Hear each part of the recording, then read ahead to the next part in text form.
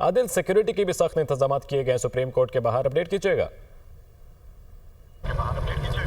हाँ जी, देखें, वकला की जानब से आज एहतजाज की कॉल दी गई है और इसी सिलसिले में इस्लामाबाद पुलिस और इंतजामिया की जानब से रेड जोन के तमाम दाखिली रास्ते जो हैं वो बंद कर दिए गए हैं। कंटेनर्स और खारदार तारें लगाकर उसके साथ इस्लामाबाद पुलिस की नफरी जो है वो तार दी गई है। रेड जोन के लिए सिर्फ एक रास्ता जो है वो मरगला रोड का खोला गया है। उसके ऊपर भी ट्रैफिक की लंबी कतारें जो हैं वो लग चुकी हैं।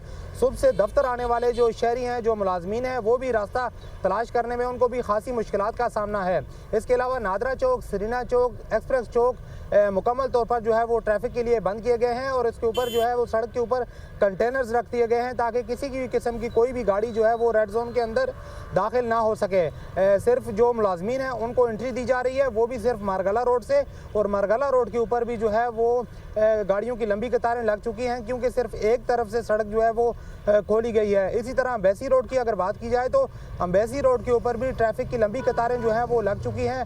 पैदल आने वाले साइलिन जो हैं वो भी रेड जोन में जाने के दाखिला जो है वो तलाश कर रहे हैं, लेकिन क्योंकि पैदल एंट्री भी यहाँ से नहीं दी जा रही। यहाँ पर सरीना चौक की बात की जाए तो यहाँ पर कंटेनर रख दिए गए हैं। इसी तरह नादरा चौक के ऊपर भी यही पोजीशन है और उस तरफ भी अम्बेसी रोड पर गाड़ियों की लंबी कतारें लग चुकी हैं और एक्सप्रेस चौक जो है उसको भी मुकम्मल तौर पर सील कर दिया गया है। जो रेड जोन के जो गेट हैं वो भी बंद कर दिए गए हैं और खारदार तारें जो हैं वो भी लगा दी गई हैं।